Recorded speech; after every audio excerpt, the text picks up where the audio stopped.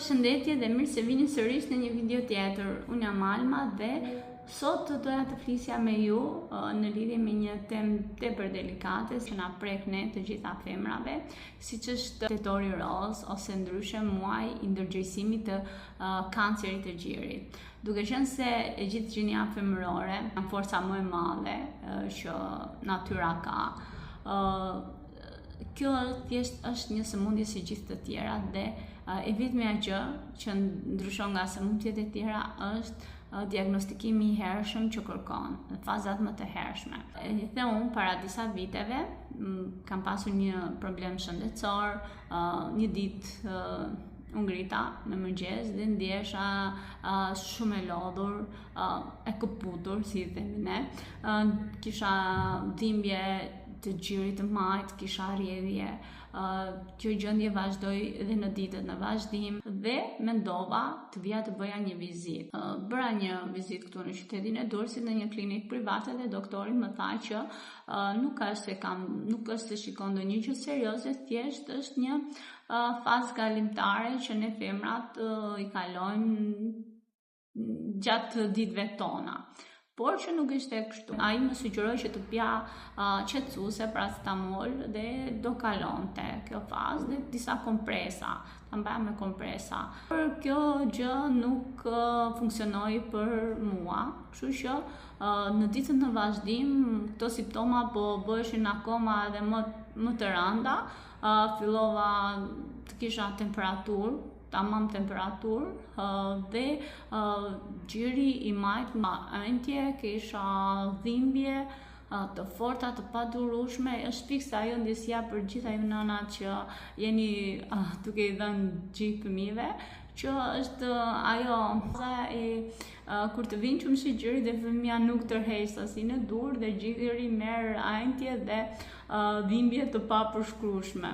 Ajo ndjesi ishte për mua. Edhe përpos edhe pjesa e rrjedhjes që nuk është se ishte shumë normale, pasi unë kisha 3 vite nga lindja e fundit që nuk e kisha fëmijën me gjithëdhënie. Kështu që vendosa të shkoj te një specialist tjetër për një mendim të dytë, pasi qetësueset nuk po më bënin efekt. Nuk ishte ky rasti im për të pirë qetësuese. Kështu që mendoj të shkoj në Tiranë te një spital privat. Dhe doktori më tha që duhet ta bëja një ekografi tjetër dhe pastaj mbasi pa ekografin doktori më tha që unë kisha të bëja me një infeksion goxha të rënd në gjoks. Kështu që kjo ishte arsyeja që gjoksi im ishte i ajntur, kishte rrjedhje, kisha gjendje temperature, domethënë siç u thash simptomat më përpara dhe kërkonte trajtim të menjëhershëm me antibiotik. Bëra gjithashtu dhe analizat e gjakut, të cilë për të përcaktuar nga se vinte, por që shqyr Zoti thjesht kishim të bënim me një infeksion. Kështu që unë mora antibiotik për 10 ditë dhe kisha për mbas 10 ditëve duhet të vija për një rikontroll. Gjendja ime mbasi 3-4 ditëve që fillova mjekimin filloi të ishte pak më mirë, jo si në ditët kur unë vajta për vizitë.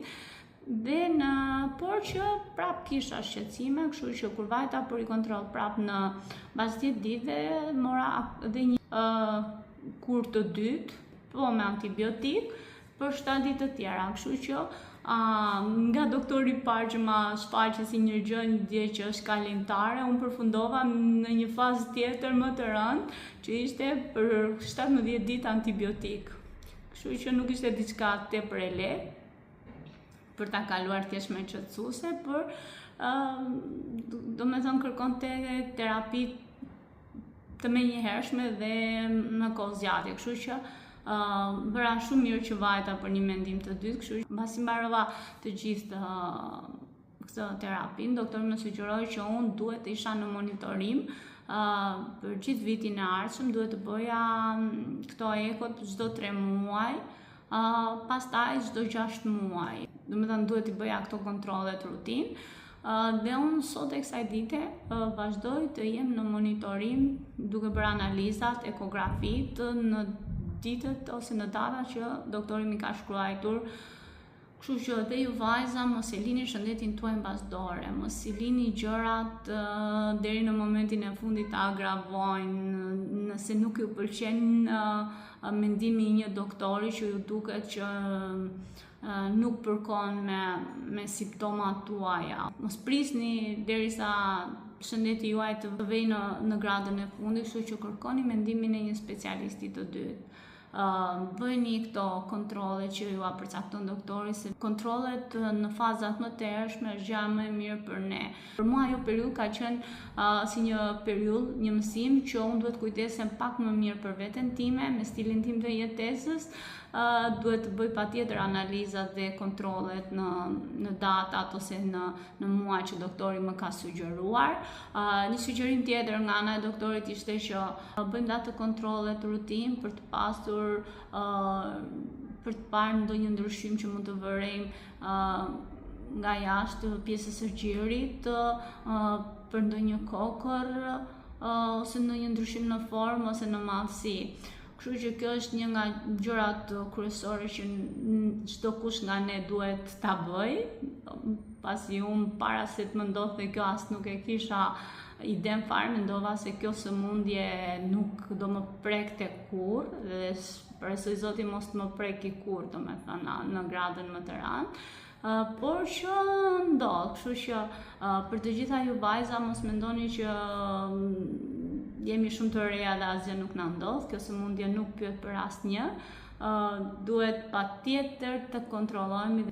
Kapja e kësaj sëmundje në fazat e para shpëton jetës dhe mund t'ja hedhë më lehtë. Gjinja femërore është një forcë e madhe që përballon lindjen, që është procesi më i vështirë nga shkenca. Sëmundja nuk është asgjë në lidhje me forcën e brendshme që ne kemi. Për të gjitha ju vajza dhe nëna që jeni duke vuajtur me këtë sëmundje, ju them që të bëheni të forta, sepse ju do t'ja dilni. Jam shumë e sigurt që ju do t'ja dilni, pasi kjo sëmundje sot mund të kurohet. Është thjesht një sëmundje si gjithë të tjera.